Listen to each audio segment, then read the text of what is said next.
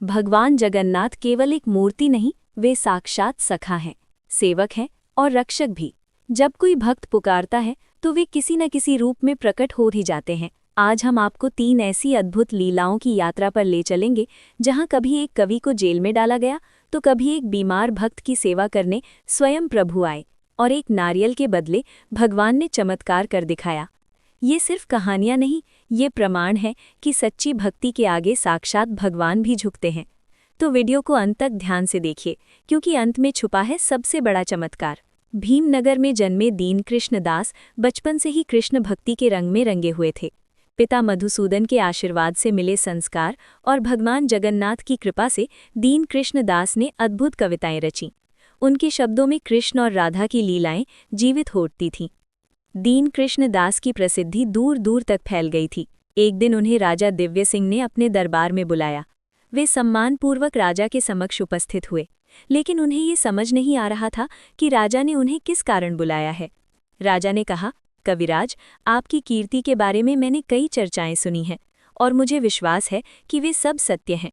इसलिए मैं चाहता हूं कि आप मेरे नाम पर एक कविता रचें।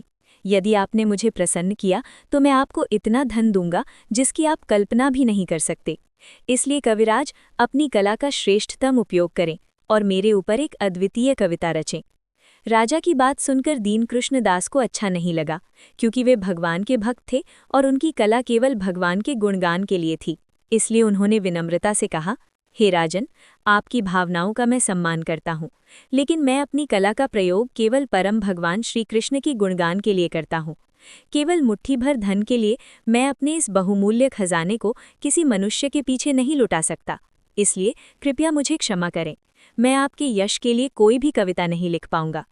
जब राजा ने ये सुना तो उसके क्रोध की कोई सीमा नहीं रही। गुस्से में झल्लाते हुए उसने कहा, अरे मूर्ख, क्या तुझे नहीं पता कि तू किसके सामने अपना अहंकार प्रकट कर रहा है? किस बात का घमंड है तुझे? हाँ, बताना जरा। तुझे थोड़ा सा मान-सान क्या दे दिया, तू अपनी औकात ही भूल गया? सैनिकों, इसे बंद करो और कारागृह में डाल दो, और तब तक इसकी बेड़ियां मत खोलना जब तक इसका अभिमान न टूटे। राजा के कठोर वचन सुनकर भी दीन कृष्ण दास निर्भय रहे। उन्होंने निडरता से कहा, राजन, मैं आपसे डरता नहीं हूँ, मेरा बल भगवान की शक्ति में है। यदि पूरी सृष्टि भी नष्ट हो जाए तब भी मैं आपका गुणगान नहीं करूंगा।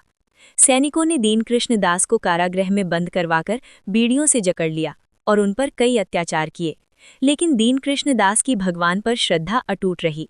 उन्होंने सोचा, हे प्रभु दीनदयाल, मैं समझता हूँ कि ये आपकी इच्छा और करुणा का परिणाम है। आप मुझे जिस भी स्थिति में रखेंगे मैं उसमें प्रसन्न रहूंगा। प्रभु, जैसी आपकी इच्छा। और इस प्रकार कारागृह में भी वे भगवान जगन्नाथ को याद करते रहे और गाते रहे। अगर आपको भी सच्ची भक्ति और मासूमियत ने भावुक कर दिया तो वीडियो को लाइक जरूर करें और कमेंट में लिखिए, जय जगन्नाथ। जब सच्चे भक्त कष्ट में होते हैं तो भगवान उनकी रक्षा अवश्य करते हैं। जगन्नाथ जी राजा के स्वप्न में आए और उसे डांटते हुए कहा, तुमने मेरे प्रिय भक्त को कष्ट देने का दुस्साहस कैसे किया?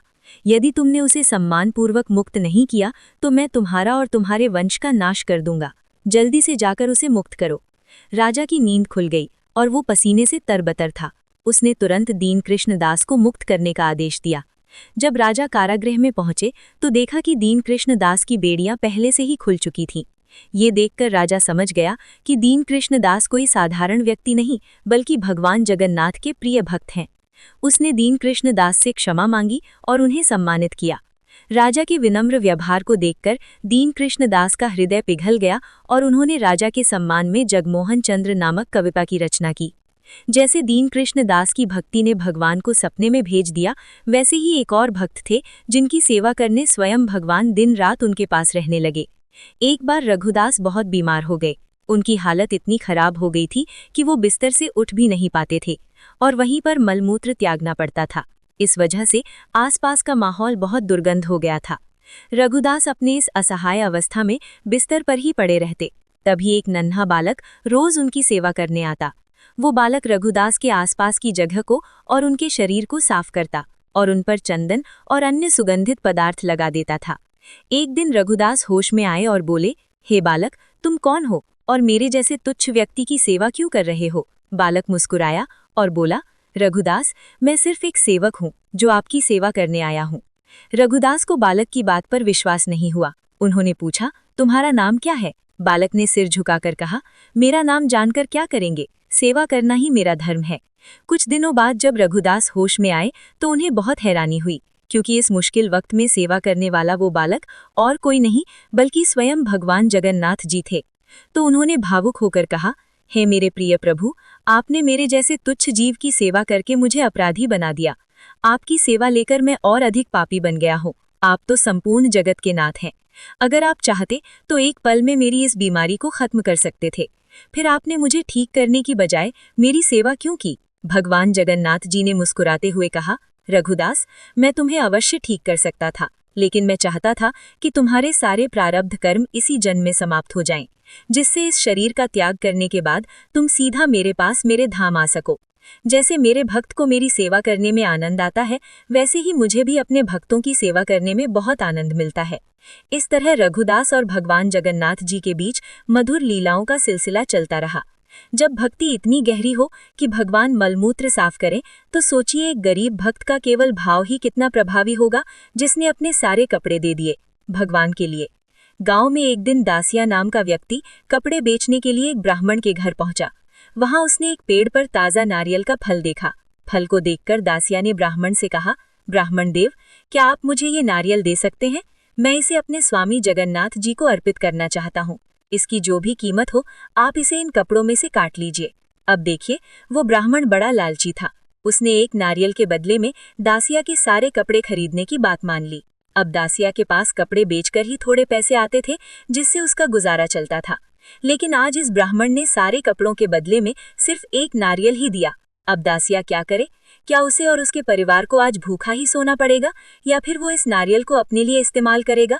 लेकिन नहीं, पूरे दिन की मेहनत के बाद सिर्फ नारियल मिलने पर भी दासिया खुश होते हुए उस नारियल को लेकर अपने घर लौटा।